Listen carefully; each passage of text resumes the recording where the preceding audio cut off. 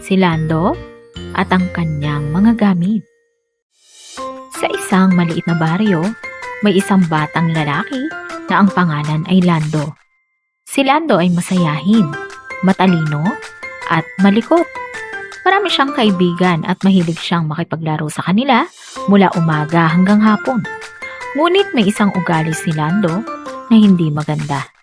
Siya ay burara sa kanyang mga gamit. Kapag may bago siyang lapis, agad niya itong iniiwan kung saan-saan. Kapag may bagong laruan at kapag bagong bili ang kanyang tsinelas, minsan ay hindi na niya hinahanap kung mawala at hahayaan na lang siya na nakapaa. Madalas tuloy siyang pagalitan ng kanyang nanay. Lando anak, ingatan mo naman ang mga gamit mo. Hindi madaling kumita ng pera para makabili ulit. Lagi niyang naririnig mula sa kanyang ina. Ngunit dahil sanay na si Lando, papasok lang sa isang tenga at lalabas din sa kabila ang mga payo ng kanyang ina. Ang iniisip lang niya ay makapaglaro at magsaya. Isang umaga, papasok si Lando sa paaralan. Masayang masaya siya dahil bagong hasa ang kanyang lapis at bagong bili ang kanyang kwaderno. Habang naglalakad, nakasalubong niya ang kanyang kaibigang si Nilo. Lando, laro muna tayo ng habulan bago pumasok. Yaya ni Nilo. Hindi nagdalawang isip si Lando. Agad niyang inilagay ang kanyang lapis at kwaderno sa ibabaw ng isang batong malapit sa daan. Sandali lang yan, mamaya kukunin ko rin, bulong niya sa sarili. Naglalaro sila hanggang sa tumunog na ang kampana ng paaralan. Sa pagmamadali ni Lando, nakalimutan niyang kunin ang kanyang gamit. Mga bata, ilabas na ang inyong lapis at kwaderno. Wika ng kanilang guro. Nataranta si Lando. Wala siyang mailabas. Napahiya siya sa kanyang mga kaklase at hindi siya nakasagot sa kanilang pagsusulit. Lando, nasaan ang mga gamit mo? Tanong ng guro. Ma'am, naiwan ko po.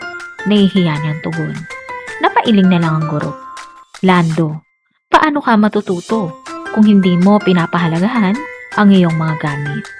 Habang ang kanyang mga kaklase ay nagsusulat, si Lando ay nakatungo lamang. Hindi siya makasabay at nalungkot siya ng sobra. Kinahapunan, dinala ni Lando ang kanyang paboritong laruan. Isang maliit na kotse na binigay sa kanya ng kanyang tatay noong karawan niya. Habang naglalaro siya sa bakuran, tinawag siya ng kanyang mga kaibigan. Lando, tara! Maligo tayo sa sapa. Sigaw nila. Iniwan ni Lando ang kanyang laruan sa damuhan. Mamaya nandyan pa yan, wika niya sa sarili. Masayang masaya siyang naligo sa sapa. Ngunit nang siya'y bumalik, hindi na niya nakita ang kanyang laruan. Hinanap niya ito kung saan-saan. Ngunit wala na. Umuwi siyang umiiyak. Inay, nawala po ang laruan na bigay ni tatay. Mahigpit siyang niyakap ng kanyang ina. Anak, ilang ulit na kitang pinapaalalahanan. Kung patuloy kang magiging burara, mawawala at mawawala ang mga bagay na ibinibigay sa'yo. Hindi lahat ng bagay ay madaling palitan, lalo na kung ito ay may halaga sa ating puso. Kinagabihan, nakaupo si Lando sa upuan. Naalala niya ang mukha ng kanyang guro, ang kahihiyan niya sa klase, at ang nawalang laruan mula sa kanyang tatay. Napagtanto niya, dahil sa kanyang kaburaraan, siya ang talo. Nawalan siya ng pagkakataong matuto at nawalan siya ng bagay na mahalaga sa kanya. Kinabukasan, nagpasya si Lando na magbago. Bago umalis ng bahay, inayos niya ang kanyang bag. Tiniyak niyang kumpleto ang kanyang gamit. Habang nag-aaral, lagi niyang tinitingnan kung maayos ang kanyang mga gamit at inilalagay niya agad sa kanyang bag matapos gamitin.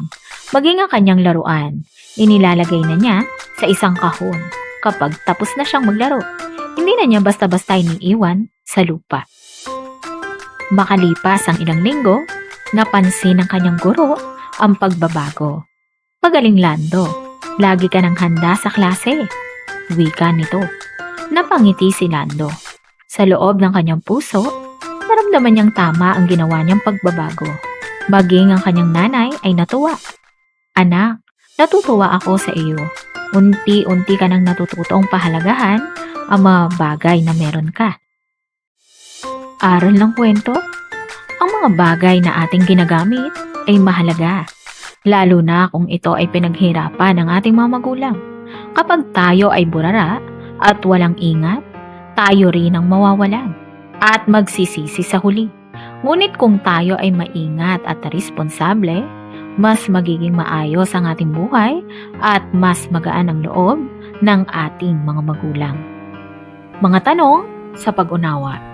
Sino ang pangunahing tauhan sa kwento?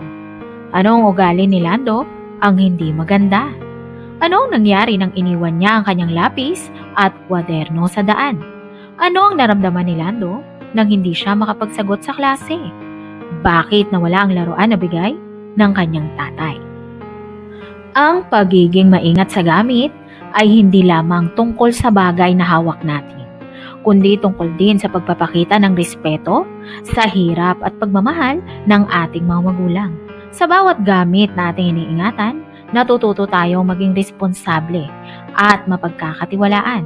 Hindi lamang sa maliit na bagay, kundi pati sa malalaki at mahalagang bagay sa ating buhay.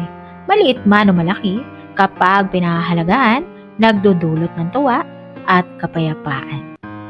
Alam mo ba, pinakamatandang laruan sa mundo ay mga manikang yari sa bato, kahoy at putik na natagpuan sa mga sinaunang libingan. Tinatayang libo-libong taon na ang tanda ng mga ito. Ang sikat na laruang yoyo ay nagmula sa Pilipinas noong unang panahon. Ginamit din daw ito bilang sandata ng mga ninuno.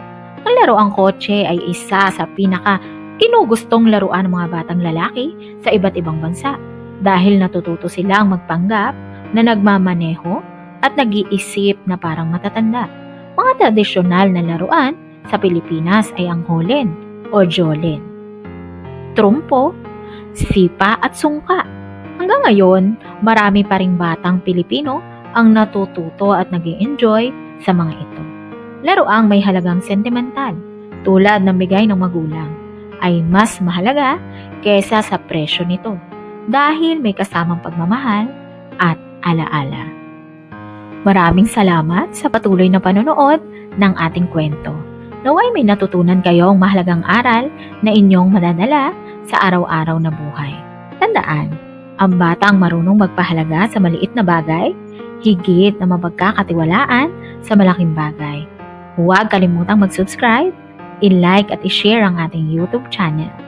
Muli, ako si Aling Tetay na nagsasabing, sa bawat kwento may aral at sa bawat aral may pag-asa.